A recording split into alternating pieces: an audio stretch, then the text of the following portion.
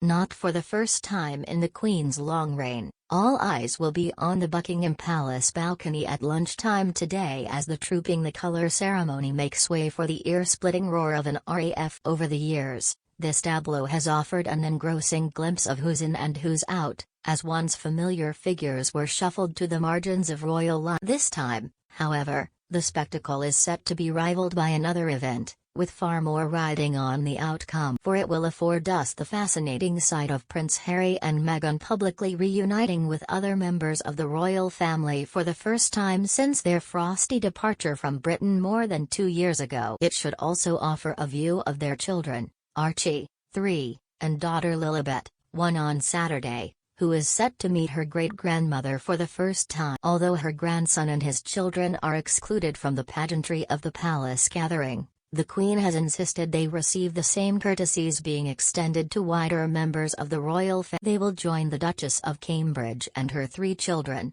who are first cousins to Archie and Lilibet, with a grandstand view of Horse Guards Parade, where trooping the significance of this olive branch invitation cannot be exaggerated. For it offers the real chance of not just healing the breach between the Sussexes and the royals but also repairing the House of Windsor brand, which, in America at least, has been severely tarnished by the Harry and Meghan. What's more, it could ensure that the couple, who cannot be certain of the reaction they will receive from the public during the 4 days of the Platinum Jubilee celebrations, are met with warmth rather than stony. Goodwill is far from guaranteed. The couple's latest approval ratings cannot have escaped their attention. According to polling data from YouGov, the Duke is viewed positively by only 1 Briton in 3, while more than half see him in a negative light, giving him a net approval rating of -20. Meghan fared even worse, with her approval rating going from -39 in March to -4. So if there is to be a rapprochement, it will take more than just a photo opportunity.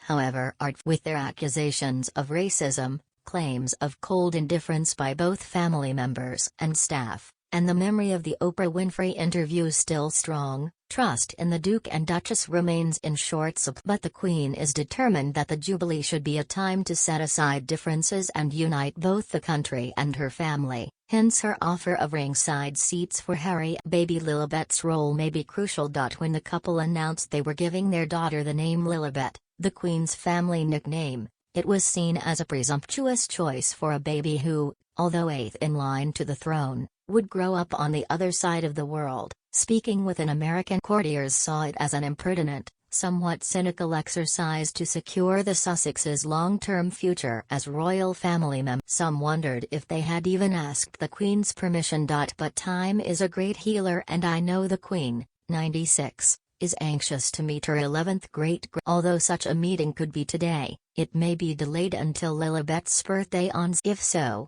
this would almost certainly take place in the Queen's private apartments at Windsor. But the timing would depend on whether there is a late change of plan and the Queen goes to the Derby after all, despite reports that she isn't expected to attend. And if it does happen, imagine if a picture was released. A photograph of Lilibet meeting Lilibet would be a more eloquent symbol of family unity and forgiveness than any anonymous brief. It could also be a powerful metaphor for things to come. Even Prince Philip's decision to set aside his animosity towards the Duchess of York and pose beside her for photographs at Princess Eugenie's wedding was viewed as a sign of compassion to the way. It can surely be no coincidence that, to mark her great-grandson Archie's 3rd birthday last month, the palace reissued that memorable picture of Harry and Meghan presenting their newborn son to the Queen and Philip at Windsor Castle, with the Duchess's mother Doria looking. It is one of the Queen's favourite pictures from a time when the bitterness of Harry and Meghan's departure for California was a long way off and the image of the royal family seemed inclusive. And how times have changed.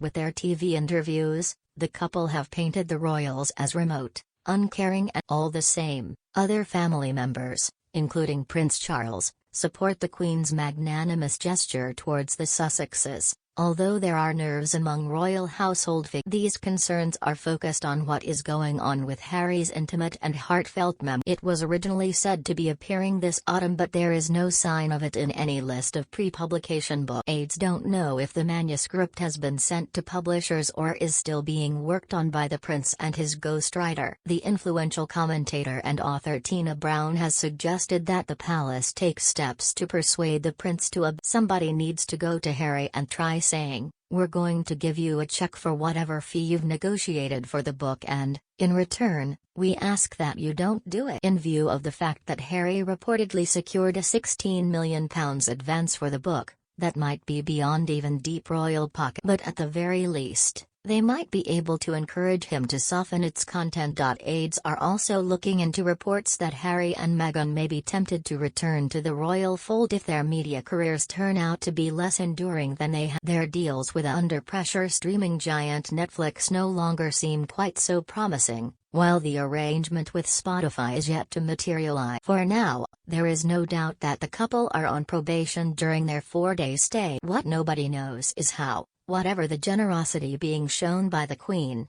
Harry and Meghan will react to their much-reduced walk-on roles in this jubilee. 10 years ago at the Diamond Jubilee and 20 years ago at the Golden Jubilee, Harry was a central figure in the celebrations and in every balcony. Today, how far he has traveled to the edge of royal life will be uncomfortably clear. But it is just possible that the daughter he named after his beloved grandmother, and his son, could yet hold a route back to